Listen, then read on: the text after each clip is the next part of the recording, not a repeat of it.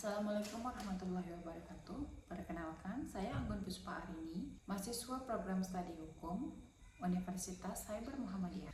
Pada kesempatan ini, saya akan mempresentasikan topik yang berjudul keadilan di era digital, peran filsafat hukum dalam menghadapi disrupsi teknologi.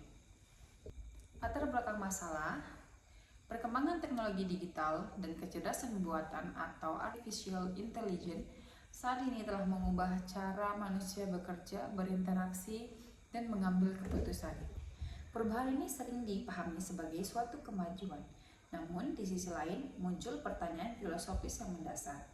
Apakah hukum yang semakin digital masih mampu menghadirkan keadilan yang manusiawi? Inilah titik temu antara hukum, teknologi, dan etika yang perlu dikaji melalui perspektif filsafat hukum. Tujuan dari presentasi ini adalah pertama, menjelaskan konsep keadilan dalam filsafat hukum. Kedua, menganalisis dampak disrupsi teknologi dalam keadilan hukum. Dan ketiga, menegaskan peran filsafat hukum sebagai pengendali nilai di era digital. Topik ini relevan karena hukum tidak boleh hanya mengejar efisiensi, tetapi juga harus menjamin keadilan substantif dan perlindungan hak asasi manusia tanpa refleksi filosofis. Hukum berpotensi kehilangan ruhnya dan berubah menjadi sekedar sistem administratif berbasis teknologi.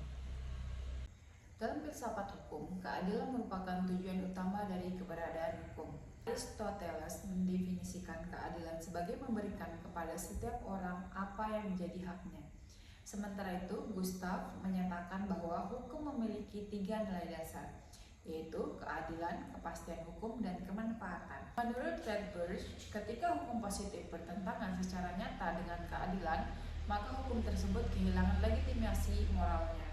Konsep ini menjadi sangat relevan ketika hukum mulai dipengaruhi oleh teknologi dan algoritma. Teknologi membawa perubahan mendasar dalam sistem hukum. Teknologi menawarkan kecepatan, efisiensi, dan pengolahan data dalam jumlah besar. Namun, ketika teknologi bekerja berdasarkan logika matematis dan statistik, bukan berdasarkan pertimbangan moral, empati, atau nilai kemanusiaan, disinilah muncul ketegangan antara keadilan algoritma dan keadilan substantif. Salah satu contoh nyata penggunaan AI dalam hukum adalah algoritma penilaian resiko pidana yang digunakan di beberapa negara. Algoritma ini digunakan untuk memprediksi kemungkinan seseorang mengulangi tindakan pidana dan hasilnya mempengaruhi putusan hakim, seperti penahanan atau pembebasan bersyarat.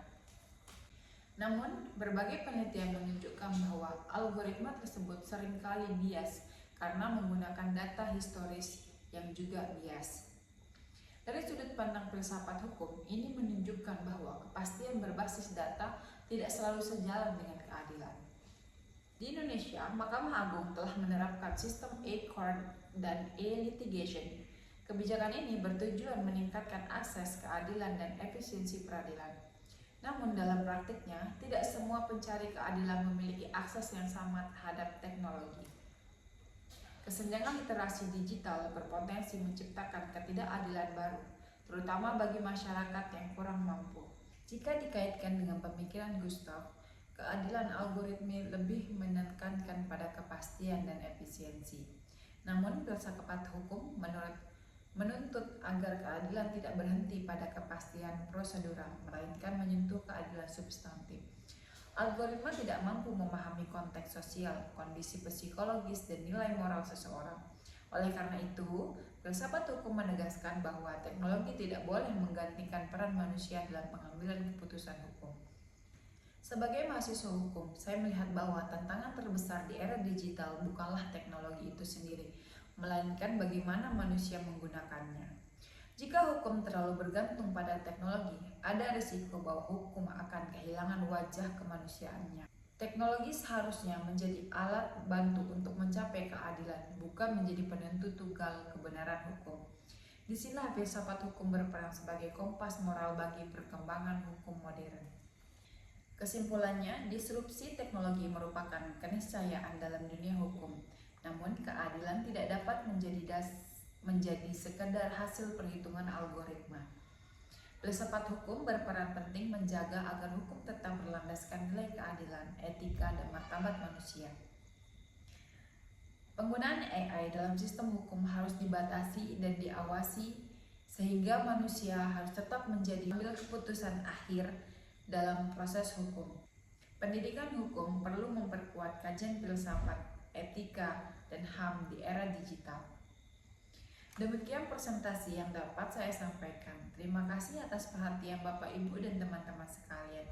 Wassalamualaikum warahmatullahi wabarakatuh.